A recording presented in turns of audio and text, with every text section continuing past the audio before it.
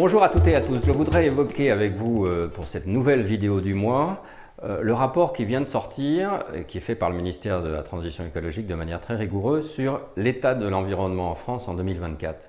Quelles sont les leçons de ce rapport? La première chose, c'est qu'un domaine ne va pas du tout, c'est en matière de la lutte contre la perte de la biodiversité. Je vous rappelle par exemple que nous avons perdu depuis le début des années 90 environ 30% d'oiseaux dans notre pays et que nous avons perdu par exemple environ 40% des chauves-souris dont chacun connaît l'importance en matière de biodiversité. Donc de ce point de vue-là, la tendance n'est pas bonne.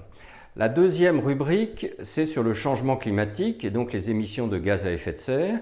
De ce point de vue-là, vous le savez, nous avons eu une année 2023 qui était plutôt bonne puisque nous avons eu une forte réduction, mais qui était liée en partie à la crise énergétique, au prix très élevé de l'énergie, qui ont incité les gens évidemment à faire des économies.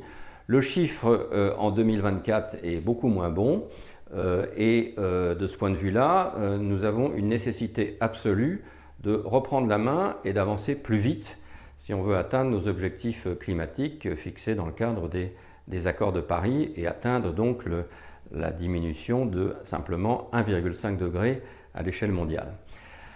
La troisième chose très importante à dire, c'est sur la pollution de l'air et de l'eau, car ce sont des pollutions qui affectent directement la vie quotidienne.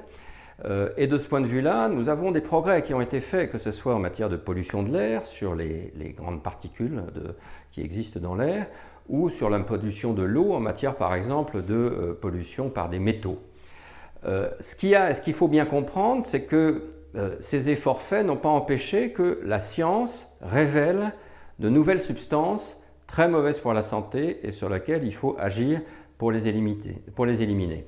Que ce soit par exemple dans l'eau, les médicaments, que ce soit les microplastiques ou que ce soit par exemple les fameux polluants éternels, les PFAS. Je vous rappelle qu'on a découvert que les analyses d'eau en France, 40% d'entre elles contenaient au moins un polluant éternel. En matière d'air, c'est la même chose, nous savons bien aujourd'hui qu'il y a des microparticules dans l'air qui sont très nocives pour la santé et qui continuent à exister.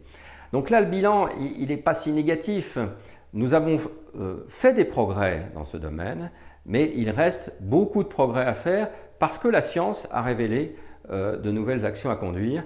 Et de ce point de vue-là, on est sur la bonne voie. Encore faut-il que les efforts continuent, redoublent et s'attaquent à ces nouveaux polluants. Voilà, merci beaucoup.